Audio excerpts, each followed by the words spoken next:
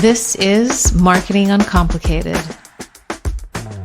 Hi, everybody, and welcome back. Today on Uncomplicated, I'm sitting down with Ryan Caracciolo, the founder and CEO of StriVenta, and the mind behind the Business Growth Flywheel, a framework that's all about fixing the real issues behind stalled growth. I was just on another podcast with somebody else. Guys, I love these frameworks because they really support everything that you do and make things easier to digest.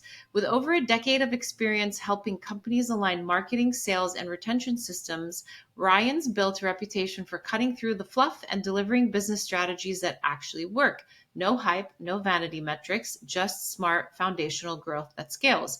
Ryan also is the creator of Hyperdrive WP, which we're going to get into because this is for you guys, the small business owners and tech startups, a streamlined website platform that gets businesses online and converting fast without failing into the usual tech traps of over engineering things that don't move the needle.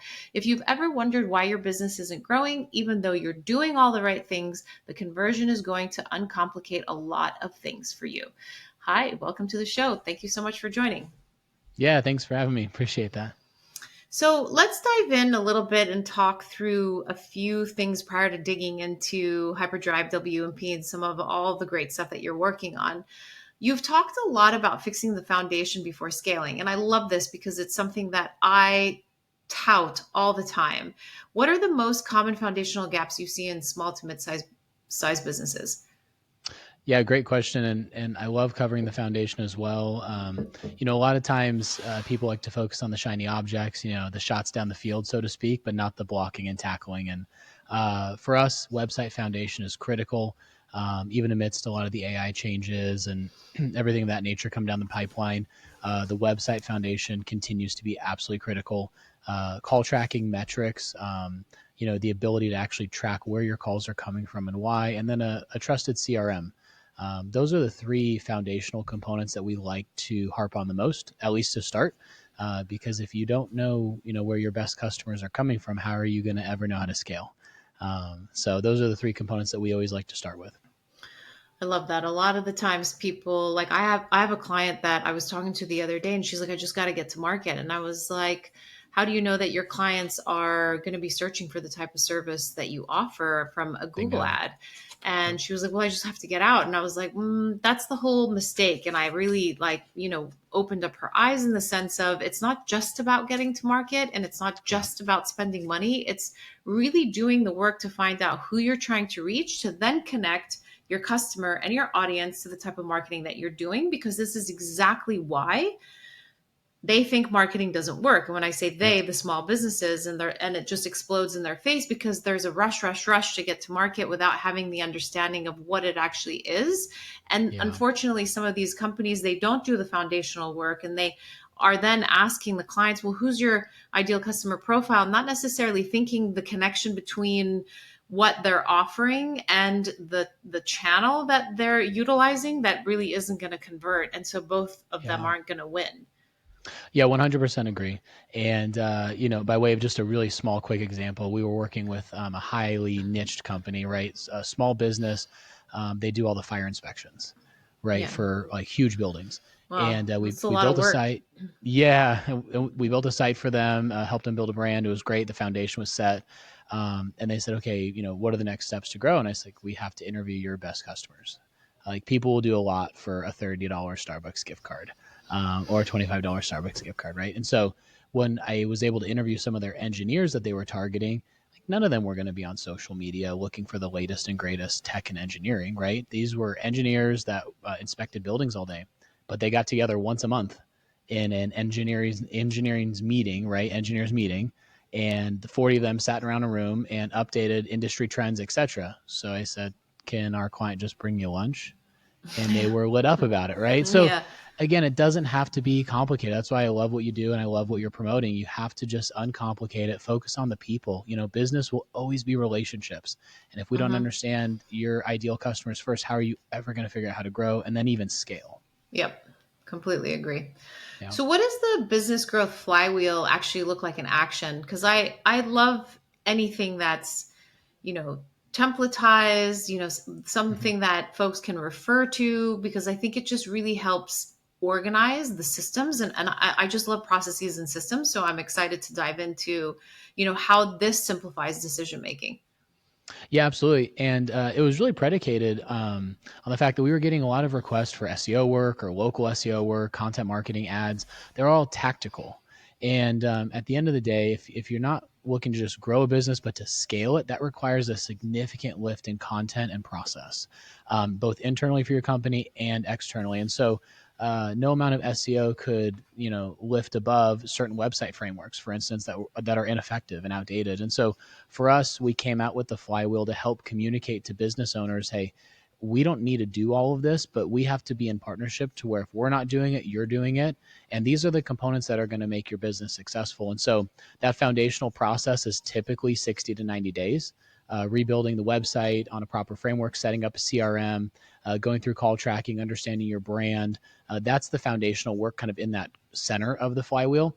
And then the tactical components kind of follow suit after. And so that's where we come out with the strategy, and we're able to work into that 12 months later, post launch and all of that. So that's really the framework that we've seen work best. It allows us to actually show, business owners what the current landscape is, audit everything about their company, and then put it into a strategy that's a 9 or 12-month strategy, Mm-hmm. depending on the need, the interest, et cetera. Most of our clients, though, have stayed with us for years, of course, because once you develop an ROI model, nobody's going to turn down an ROI model, right? And so, but that framework has really kept everybody in alignment to where it's not just about the latest and greatest social posts that may or may not work. It's about building a system of processes and accountabilities between us and you, between our team and your team, or even internally with you. If we're just providing strategy, understanding a framework to where you need to work these tactics in this manner. That's really what's been the most beneficial part about it, is it lays out every single component that's needed. It leaves no gray area, right? And it's easy to understand and to see in that flywheel, format. And so I think that's what we've been most excited about, is that it connects to a business owner without me having to share the story behind it, Yeah, right? yeah, I love that. I love frameworks in place. And for anybody listening, that's my new puppy, Ozzy, I that love barked it. a little in the background. I love it. Can you give an example of a client that was focused on scaling too soon and how you help them turn things around? Because I think that a lot of them kind of jump the gun a lot, Mm-hmm. and this Yeah. is something that happens more often than not, because it's the speed to get to that launch phase, and then it's the, okay, well, we've launched, why aren't the floodgates opening, right? Yeah. So Yeah. it's that almost deflated balloon, as the growth is like putting all the air in the balloon, and then all of a sudden you hit launch, it's like, oof, why is it crickets? Yeah, and we have seen that time and time again. And the best part about entrepreneurs and business owners is that, like us, like they're driven, right? They have great ideas and they want to serve. And so there's a lot of highs and a lot of lows. And what I always coach on is you got to be consistent. And so we did have a client, though, that was looking to scale, right? They were at a ceiling in their business, and the common adage in this particular industry is, I just want the phones to ring. Just get me more leads.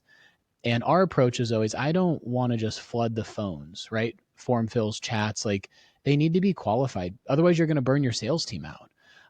And so instead of focusing on the volume, we actually focused on decreasing the volume and increasing the quality. And so this one was a fun example of, okay, they needed to expand, but they couldn't. The sales team was really at capacity, and yet the owner wanted the phones to ring more. That's not a recipe for success. And unless you want to hire more salespeople, they weren't willing to do that. And so for us, so there was a fundamental change that we had to make in how they were targeting online. We actually decreased their website traffic 60%, which was significant. We did that purposely because there was no quality. It was completely inflated with search terms. We hadn't put up there, but past agencies and past marketer Yep. work led to it. And so there was a lot of trust in that. They Mm-hmm. had to trust that we knew what we were doing, because when you decrease a website by 60%, when his whole business is built on organic, mind you, he barely spends ads elsewhere. And then the conversation was, okay, let's get more qualified leads at the table. And then the conversation became, okay, the closers that you actually think you have that are closers, let's put some numbers and metrics behind them. Yep. So let's institute call tracking. He had call tracking for years, but in terms of leveraging it and understanding, is this person just taking 50 calls and trying to just close low hanging fruit, or are they actually working the calls the way that they should? Yep. Which then led to us completely rebuilding a sales team.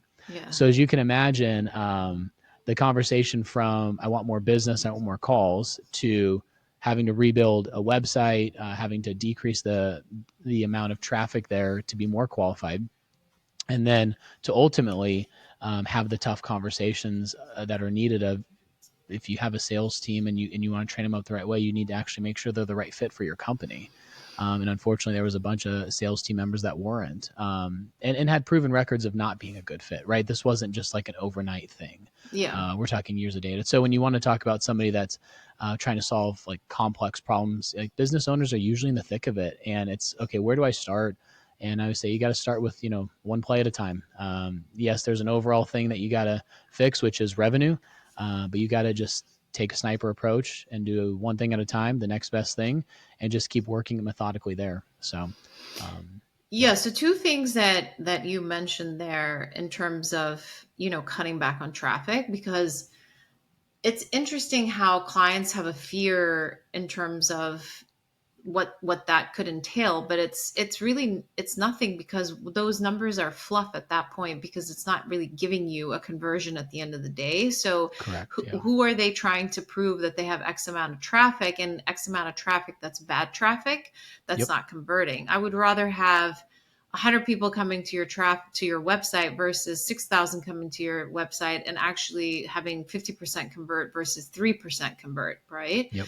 So I think being able to, one, as a founder, get out of your own way to trust who you've hired, which is very important, and Yes. to really allow that person to do their job, to really move you and move your company's needle into that growth spectrum that you're trying to acquire and reach, right? Yeah. And not to fear that standpoint at all. And that's super important, because the work that you're doing is from an audit standpoint of really cleaning up house and that foundation to really get them to where they need to be. And a lot of companies don't do that. It's just a straight, okay, you want to hire us for X, so let's get started. Next day we're set up, we're moving, and Yeah. Yeah. you hit a wall. Yep, exactly. And it's funny because I always have this conversation with our clients, like, I'm not in your business. I'm not going to Yeah. pretend to be an expert in your field with healthcare or whatever small business you're running, whatever niche you're running. I am an expert at instituting these processes. And so there's a lot of trust there, though. I love what you brought up. You got to trust your people. Yeah. At the end of the day, if you don't trust your people, they're not the right fit. Yeah. And it's either you're not training them the right way, or they're not the right fit. But Yeah. there's no gray area, right? There's no magical sauce behind it. It's Yeah. pretty black and white, right? And so I love that you touched on that there too. Yeah, I mean, it's also founders, I mean, founders have to get real with themselves. I mean, I had a client that I Mm-hmm. worked with based out in England who had an M&A platform, mergers and acquisition media company, where, large enterprise companies bought into his media to get up to date M&A transactions that were up and coming, that were happening, so on and so forth. But the problem is that he was so attached to everything that was done in his business, already making 15 million a year, that he Yeah. wanted to even read every Twitter post that went out. That's not functional. Yeah. It's Yeah. not. Yeah. So Well, and that's it's that's not a, going to proportionally move the needle, right? Everybody has an hourly. And I yeah, think founders have to really understand that. What is your hourly now, and what do you want your hourly to be? yeah, And it's not to belittle any tactic, or but there's a puzzle to be made, and you have to make sure you don't just have the right people on the bus, but the right people on the bus in the right seats, the common adage, right? And so that's always a tough conversation to have, but a necessary one. yeah. I mean, and at that point, he could be scaling into like 30 million versus 15 million if he actually took a step into the founder's seat and away from, wearing the multiple hats that he probably did 20 years ago. Exactly. Yeah. Can you give us an example of a client that was focused on not necessarily the concept of, you know, and I want to look at it because there is a multitude of, coming in, building and then growing, but at the same time it's, they're like, we talk about like getting in your own way. It's the idea of they're ready, they're signed on, and it's a Hmm. difficult kind of like move from when you've signed them on to then build out the whole sequence of things, that there's a little bit of pushback. So Hmm. talk to me a little bit about case studies that you have been able to overcome in that challenge for them, or maybe a majority of folks that sign on for you are ready to go. Yeah, I mean, we've been in business now for 12 years. And so we've certainly, worked with a multitude of clients in many different areas. And as you can imagine, we've also gotten better at understanding who our ideal customers are through it. Yes, We're yes, not a fit for everybody. But they're actually pretty easy conversations that I have in the beginning, right? yes. Usually if it's a marketing director or a sales director that we're working with, it's a large company. It's a very clear discussion of, I don't want your job. Like, let's be very clear. I'm not here to take your job. I'm here to support you. And this flywheel is here to be that fire for Yeah, you. And so the questions we're asking and digging in and auditing, it's not questioning your work, but it's yeah, understanding where you're at, so that we can help you. And typically when you start to level like that with a marketing director or a sales director in that regard, there's a commonality, right? There's a relationship building that starts, and there's trust. On the flip side, with owners, right? It's not a conversation again of, am I going to try to learn how to be a real estate agent in 30 days? yeah. No, no, not at all. But what I am going to do is I'm an expert curator, and I know how to curate content really well. Mhm. And so if you can help me follow these steps, if you like, we have a studio in our office just so we can record our clients locally here, getting them on camera, answering questions. So even before we write a blog, right, or write a piece of content that's foundational to their business, it's with the backing of all the raw content that the owner would say and how they would say it. And so I think we, Absolutely. we have to stop looking at it as a vendor conversation. When people hire an agency, it's a partnership. Whether it's a small deal or a big deal, it's always a partnership, because you have to understand that no agency is going to come in, even if they have all the experience in the world in your field. To do it the way that you've been doing it with your specific value proposition requires time and curation. Yeah, Um, Now, what we do with that curation then shows our expertise, right? And so we actually rarely have a lot of, like, the common adages like, oh, there's red lines on our content, right? Or, there was a time for that for sure when we were writing and submitting pieces and there wasn't trust to be had because we weren't writing it the right way. And so we took a step back. We said, you know what, if we just kind of ask the right questions all the time, every month, just ask the right questions, we're able to extract their expertise in a way that's easy for them. And so I think that's how we accomplish that conversation of the handoff, right? How do I hand this off to an agency that I'm trusting, or even an employee that I'm trusting? It's because we're building commonality by getting to know you first, getting to know your company first through your lens, truly, and extracting that content and then putting it to work. And so I think just natural growth on our end, we found that is the best process, and that's going to be the best process moving forward. And that trust is there, so they feel comfortable handing it off. yeah. I always love asking that question in terms of pushback, because there is a psychology or a psychological play that marketers deal with, from onboarding and then the continuation of work. And then to your point, Mm-hmm. the relationship building of the trust, right? Because Oh I yeah. think that it is an ebb and flow as things move on, because, it's, you sign on the dotted line. Sometimes clients are like, where are the numbers? Where are the numbers? And it's constantly having to regulate, in essence, their nervous system, right? Yeah. I remember Yeah. when I was a head of marketing at a startup internally, that was a legacy company. I had to report to the chief operating officer on a monthly basis to explain to him why marketing does what marketing does.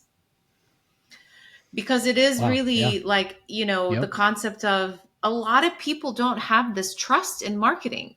And this is a barrier Yep. that I think needs to be broken down, because either marketers aren't approaching it from the standpoint of the right angle, and or Mm-hmm. really at the end of the day, clients aren't really understanding how marketing works, and Mm-hmm. then it's meeting the two in the middle that creates this disastrous explosion. Yeah. um Yeah. 100%. I'm not suggesting we're the best by any means, but I wish there was a way for marketers or people that needed to establish a firm to actually have like a professional LLC. Like I wish there was Yeah. some way to do that, because in our field, and you know it, anybody can start an SEO shop or a marketing shop and promise the world and have a good sales pitch. But at the end of the day, the work is done in the trenches. And Yeah. this idea that marketing doesn't work, it's the fault of the firms, right? The Yes. agencies not Yes. sharing that, but it's also somebody that's unwilling to learn, right? And so, like we tell people, we're an iron sharpen iron shop. Like I'm not going to agree with your ideas for the sake of it, and I hope that you never agree with my ideas for the sake of it, Yeah. because we're here to grow a business. But you know what the best way to calm any nervous system is for a business owner? What? New business.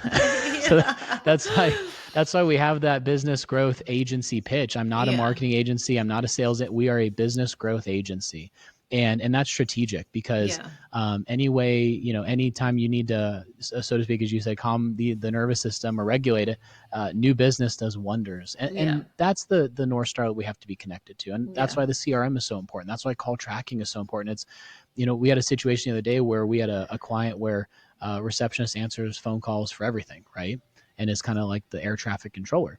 Well, what happens when she doesn't send the right lead to the right person? And we're Absolutely. talking like $1 million leads here, right? Yeah. This Yeah. isn't like a $15 widget.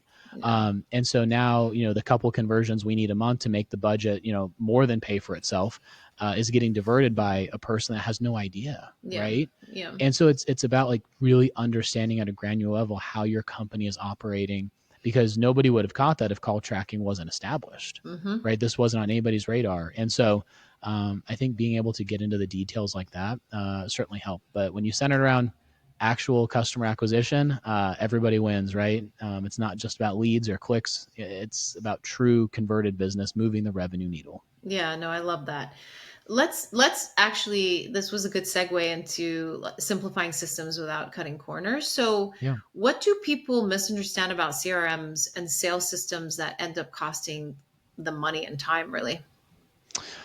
Yeah, great question. One of the biggest things that we see is the inability to adopt it in full, right? And so whenever you adopt tech, especially a new CRM, people think that they can just hire this company to do this awesome build out of automations and workflows, and in 30 days it'll be done, and then the next 30 days people will start using it. Um, and that's not true. That is not true at all. And Yeah. so for me, what I don't like are the tech companies that sell CRMs that are just purely the tech companies, and then they hand it off to an agency that has to implement Yeah. and manage that expectation. And so for us, that is one of the biggest barriers, is not understanding the time it takes to truly implement a new CRM into the fabric of your business. It is 90 to 120 days at minimum. And And it's not, implementing yeah. is just the beginning. Imagine if you have Mm-hmm. to migrate from one to Oh yeah, another. that's a whole nother conversation when you're going Yeah. from Dynamics to HubSpot. Like, Oh my gosh. so, and so what we've done is we've actually said, we're not going to charge an arm and a leg to do a huge implementation of all the bells and whistles. What we're going to do is an MVP. And so with HubSpot, for instance, like we established an MVP model first, minimum viable product.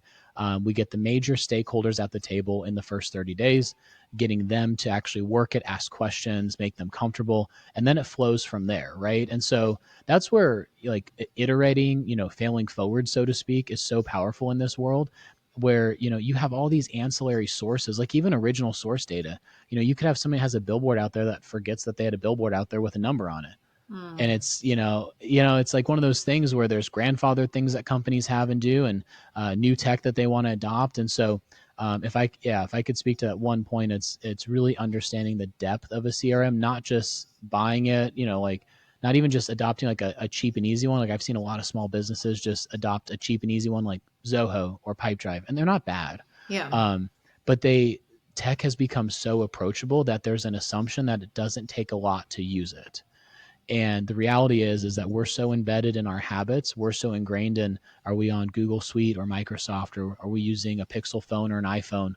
And so to change all those behaviors to adopt new tech, is a massive shift, and people Oh need to yeah. understand that's a massive shift. And they need to give themselves grace. Like I think, if there's not this adoption of it, and now it's not working, and now these automations aren't going out, now it's a failure, now I move on, and now you're pivoting right 3 times a year between softwares, and you're sitting back going, why isn't it working for me? Well, it's not working because you're putting a toe in the water. You have to Yeah. go all in. You have to commit. You have to give the time necessary. So, yeah, adoption of CRMs. I don't mean to sound cliche with it, but that's really the biggest barrier. Is every department, every stakeholder getting everybody bought in on it is a big deal. 100%. And this is where I go from. I mean, a lot of small companies that I talk to, they end up being on HubSpot. I'm like, why? And they're like, well, I was marketed to. And that's the Yep. unfortunate part. Most of these companies have the piece of the ocean because they have a larger budget to market, and they kind of take over. So in essence, they've bought into a Mercedes when they actually need a Mustang, and there's nothing wrong with a Mustang. It's Yep. just what your business needs and may only ever need, right? Not everybody One needs to hundred be on percent. Salesforce. So why are you on a system like Salesforce? I mean, Yep. HubSpot is an amazing platform if you actually need all the bells and whistles. And the unfortunate part about HubSpot is that they convince you and buy you into it as a small business owner, and then you explode and you grow because Mm-hmm. all the CRM systems grow with cost the more you grow with your marketing list. Yep. And then all of a sudden they're paying a ton of money, and they're using, to your point, the toe versus the entire foot of the actual engine. Yep, exactly. And I love that we're talking about HubSpot, because in full disclosure, Yeah. we're a HubSpot agency. Like I I love love them. HubSpot. Same. And I think HubSpot hates us though, because I don't push their products. Like when they came out with their website CMS, Yeah. so, hey, can you push the website? And I said, no, it's not a true CMS. It's a collection of landing pages. Yeah. I'm not going to, because if I sell that, I'm promising them it's going to help them grow their business. Yeah. Like you're in the tech world, I'm in the actual implementation, manage and utilize it world. Yeah. And so we have pushback all the time, and there's been plenty of times where we don't even put people in HubSpot. We'll set up a free account, but really getting them adopted on like call tracking metrics, for instance. You can embed all the forms you need to in that as well, and the team can work out of it. So again, if you want to focus on getting lean, like let's focus on adopting one thing first and doing it really well, and then moving on. But yeah, I love HubSpot, and I don't think it's a great fit for everybody. So Agreed. like we really have to, I love what you said about really understanding the business, the needs, the team, and then figuring out software that works for them. On the flip side, now that you mention this, HubSpot should have had a roundtable discussion and conversations with marketers before they built those landing pages. It's funny they did. They invited like agency owners to roundtables. I always applied, but I was never taken. I did Yeah. a speaking event one year at Inbound, Yeah. and kind of brought to light, all the things that people should be thinking about. Yeah. And it wasn't like the sexiest, right? It was built around like what actually moves a business growth needle. Listen to your And customers and who's going to yeah, be selling your products. yes. And so, yeah, they had some roundtables. I gave some feedback. I don't, Yeah. I don't know if I didn't tell them what they wanted to hear or didn't want to Yeah. hear, but it is what it is. They're a huge company, and Yeah. we adopted them early on when they were like barely, like this was before all the new packages they had, like when it was just marketing, right? Yeah. And so we've seen it grow, and credit to them, they invest tons of dollars and resources into tech For every year, sure. more so than any other CRM, right? So they're doing the tech and dev right. But they need to be moving the tech and dev needle the right way for businesses to actually grow the business, not just to be cool tech. Agreed. Agreed. I want to dive into Hyperdrive WP. What does WP stand for actually? Just WordPress. It's just Okay. an indicator. So Yeah. the connection to WordPress. Yep. Hyperdrive WP promises to avoid that tech debt. Can you Yes. explain what that means and why it matters for non-technical founders? Yeah. Yeah. No. And I love having this conversation. What we try to do with Hyperdrive is really find this niche of, okay, you're used to paying, a certain amount for a theme on WordPress, Yeah. whether it's Or you're Divi or buying into other systems. I yeah, forget your the one that I monthly use a lot. subscription, yeah, Squarespace, Wix, like you're spending a very minimal amount expecting it to revolutionize your business. Yeah. And unfortunately, people sell that. And so anybody that says, "Oh, I can build a custom WordPress site Well, if you go on the back end and it's actually on a builder like Divi or Beaver Builder, and again, I like Beaver Builder, it's fine, but um, that's so much code bloat, right? Mm-hmm. Meaning your Mm-hmm. site's never going to load as fast as you can. You can strip it down, but it's still built on somebody else's code. And so what we tried to do was take all the best parts of our custom development contracts that we did with our partners, like our monthly management partners, where we put them on our own kind of WordPress styled framework. It was super lean, super fast. It was built on the back end so that it operates like a page builder. So if an owner wanted to go in and change content or pictures, they could do it and not worry about it messing up mobile responsive or tablet responsive, right? And all the components that owners needed in line with all the components we needed to actually help a website index well to Google, meaning content on a page that doesn't index well is never going to show up in search results, right? Yeah. And so we took all those best components of the custom frameworks we've been doing for a decade, and wanted to actually productize it so business owners could have those same benefits in an easy flat rate option, done for them in 30 days, right? But at the prices that people were typically charging for higher end, quote unquote, theme development, right? And so the beautiful part is that we can take any website, doesn't have to be WordPress, take any website, and in 30 days, 7 days for some, Yeah. but in 30 days, flip it into our framework, give it a design, increase. I don't call it a redesign, but for all intents and purposes, these have looked incredible before and after. We impart a lot of user experience, meaning like, what is it going to take to convert a user? Yep. Right. And then we also look at all the margins and padding and width and like all those accoutrements that really make up like how a site feels and operates to a user. Right. And we clean all that up. We put it on a brand standard and we launch it for them.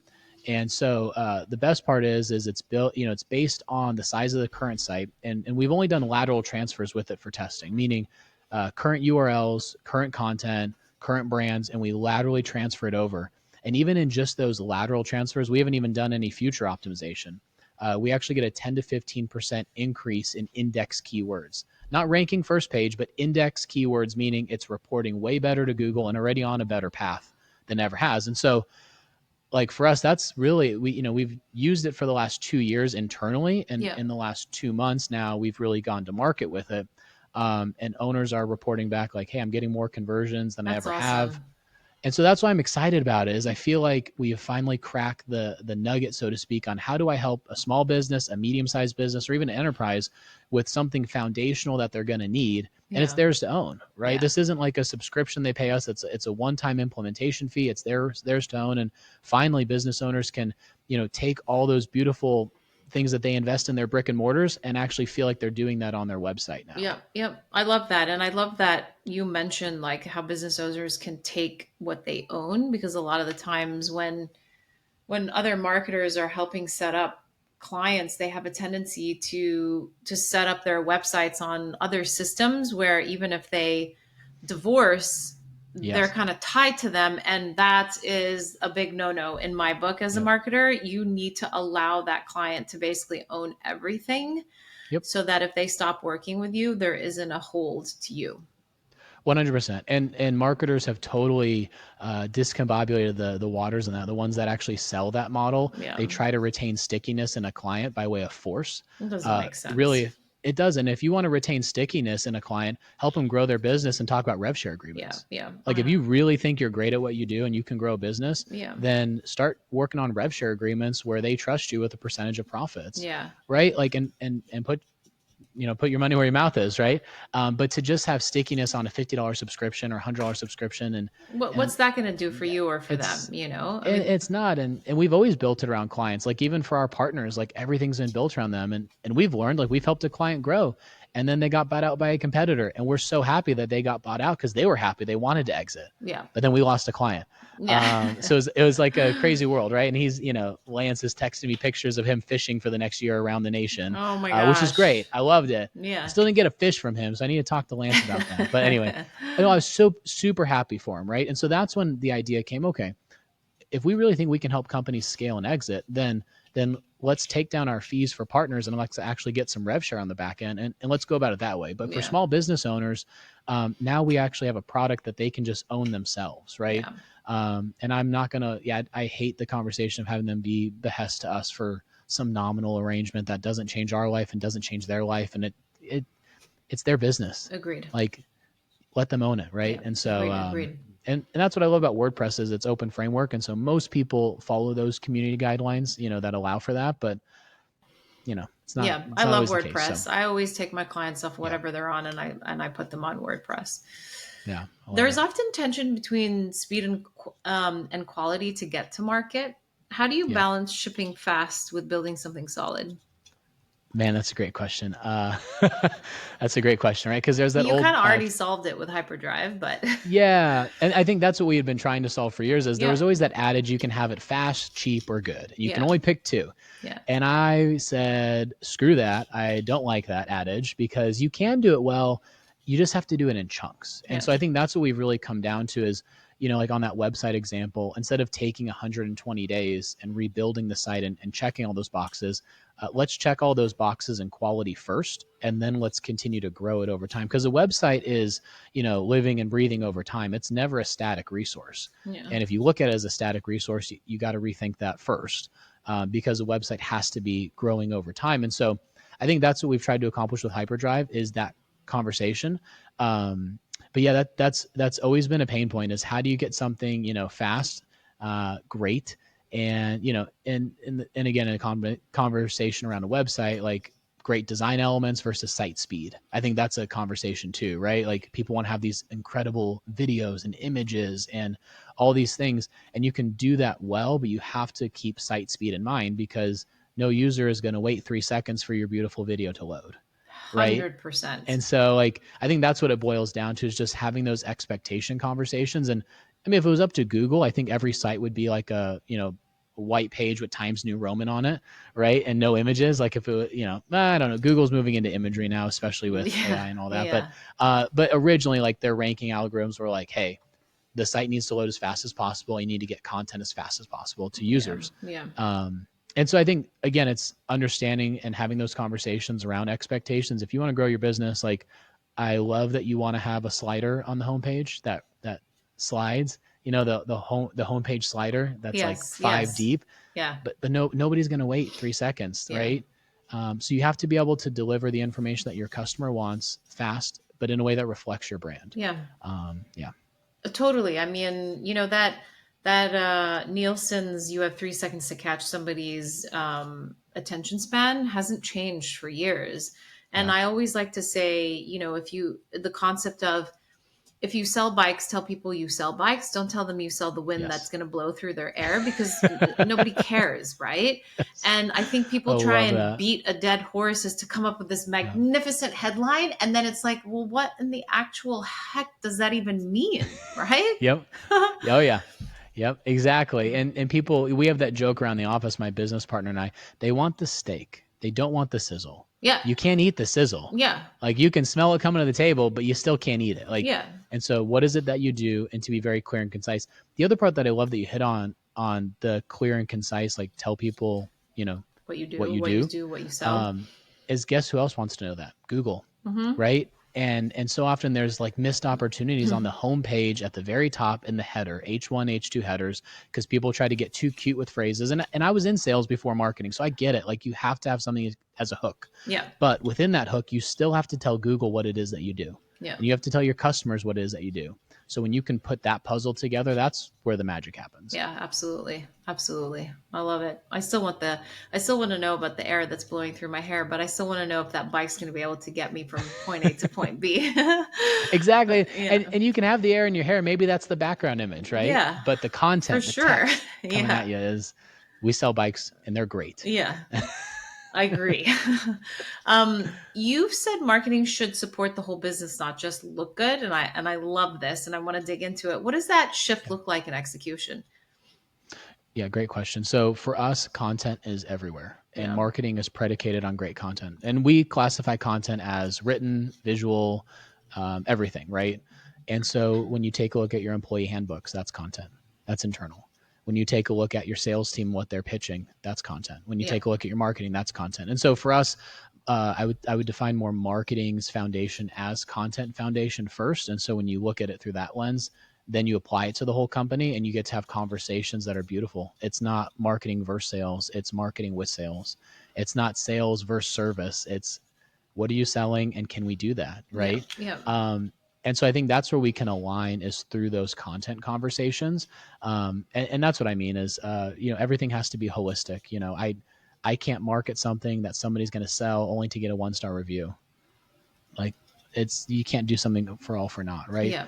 Also too, like, sales needs to be empowered, and that's through content, and marketing is great at creating content. So we first have to understand who's going through these scenarios in sales, and what questions are they getting, what objections are they getting, and what are the tools that you can build to enable them, right? Yeah. And build that bridge.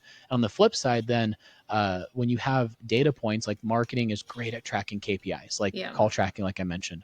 And when you actually give that data to the sales team, and it's funny because a lot of times they say, "You're listening to my calls." I'm like, you're darn right I'm listening to the calls. Yeah. I have to. Like we're getting paid to grow a business. Like, it's not a question of you. It's a question of, are these leads great too, right? And so when you Absolutely. have those data conversations, it becomes monumental. Yeah. It reframes it from this, "You're listening to my calls," to, "Oh, okay, I'm going to report back on what I'm seeing." And so now I have sales team members actually qualifying leads for us on the call level, not like, I don't like how Google Ads just qualifies it on Google Ads level. Like, you don't know if that's a true lead or not. You have to, qualify it on, like, HubSpot's form fill submissions or chat box. You can qualify it there. The sales team can qualify it on the calls.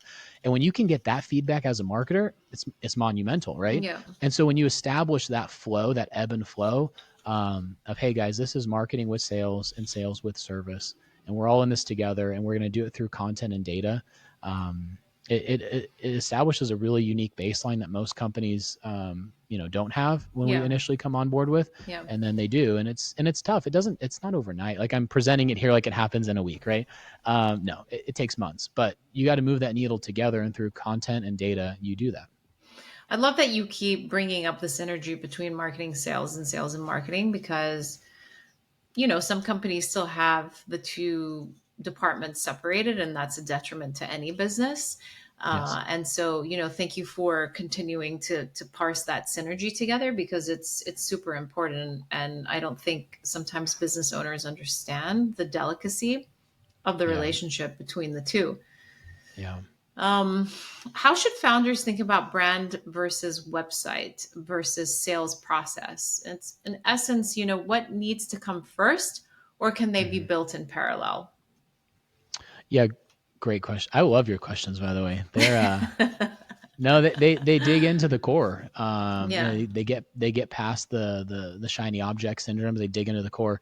I mean, if we were to just, peel back the, not to be cliche here, but, a brand, like, that's the promise, right? Yeah. So what is your brand promising, and what is your brand, is it fulfilling on that promise? Yeah. Um, and if the answer is no, then we got to work on that. The next step is okay, what is your brand promising, and are you fulfilling on that promise? And then, how do you want people to find out about your brand? And Yeah. that's where the website comes in, Yeah. right? And so I think that's how I would tackle it, is first starting with the core of, are you even doing it well? Like, a coffee house owner that wants to compete, they spend all this time, on their shop and their beans and all these things, but have they even taken into account that people go for consistency and convenience? And that's Yeah. why Starbucks is so popular, right? And so it's Yeah. like, do you really understand your value proposition? Are you doing that first? And are you doing that consistently on a daily basis, no matter what employee is taking orders, right? And if you can say yes to that, then you need to get that message on the website. And then it becomes a conversation of, okay, who are your best customers? I'm talking like most profitable. And sometimes that's a tough conversation for people to have, because they want to serve 5 different customers when really, 2 of them are their most profitable. So let's focus on that first. You can still serve the others. Like, I'm Yeah. not suggesting you can't, but that's where the website comes into play next, is you have to answer those questions in a way that's meaningful to them. Like, a lot of owners and founders talk with, like, inside baseball knowledge, right? I can't believe they're searching for it that way. That's not how we would talk about our service. Well, Yeah.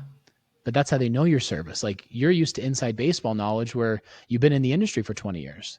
So we have to bring that to light too, because that's, again, where the website comes in to educate. And I always bring this up because if we believe that business will always be about relationships, then we have to understand that the website is there to build relationship. And you can only do that through content, right?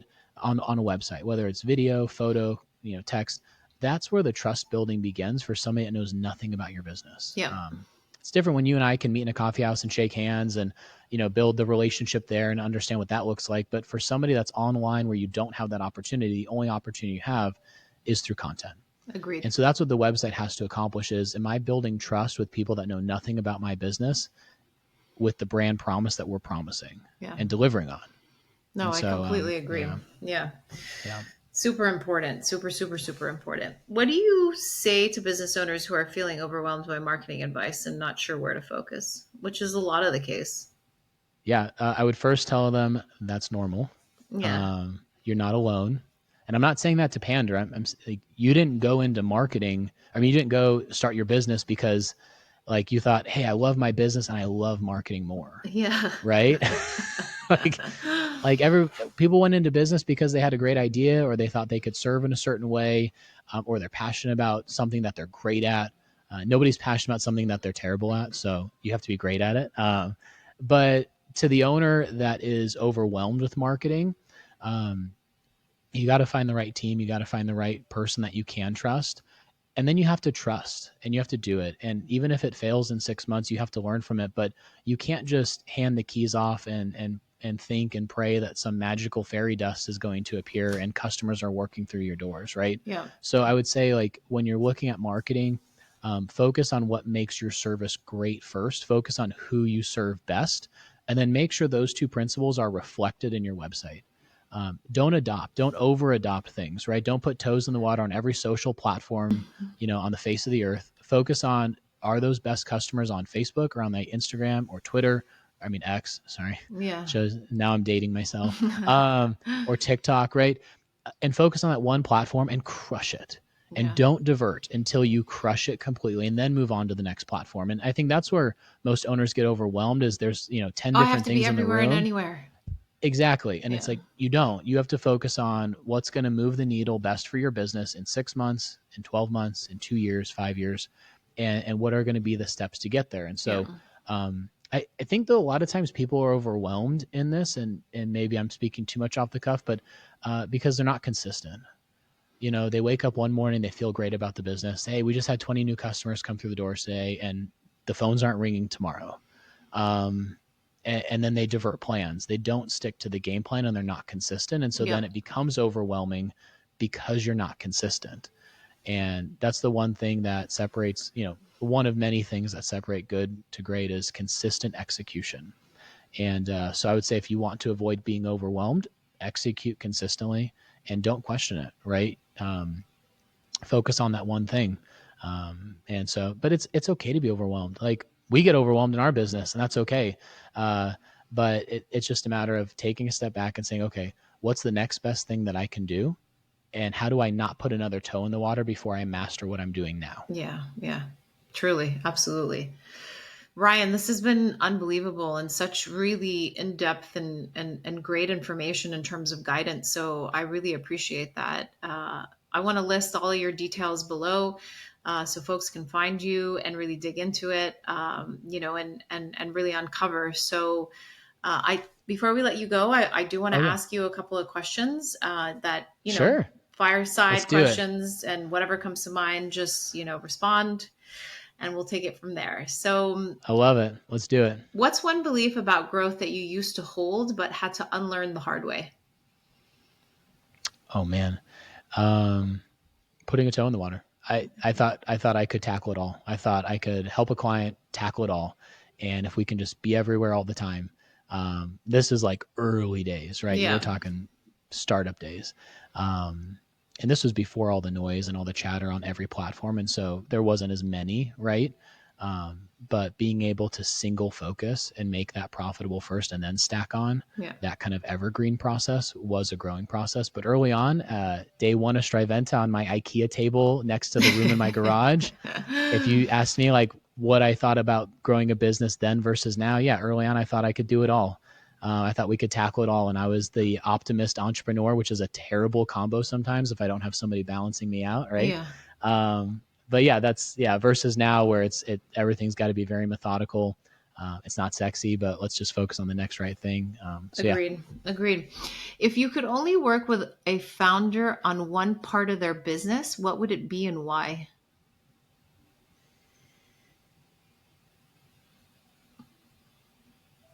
sales. Why? So I would say sales because we need to understand who our best customers are and why, and can we actually sell them what we're promising. Like sales, I think is a linchpin that gets overlooked. I think it's one of those things where people just assume they're in their office making calls or taking people to dinner or whatever the case is. But really, sales has a lot of great nuggets in that whole process of how do I condense a brand promise into an elevator pitch even. Yeah. And are we performing on that? And then from there, is this even a message that is going to be sticky so that marketing can be empowered to do their job, to do research around it? So I would say that the sales process, I think, can unlock a lot of other components and wins across the company. Yeah, that's fantastic. Fill in the blank. A business is ready to scale when? I didn't want to take the easy way out and say like $1 million, right? Yeah. When they reach $1 million in revenue. Yeah, business is ready to scale when they're exceptional at what they do on a consistent daily basis. Consistency is key. It is. Yeah, I love it. Ryan, this has been awesome. Thank you so much for joining us on the show. Oh yeah, thanks for having me. I'm honored to be on and just happy to be a resource. Likewise, appreciate your time. Thanks.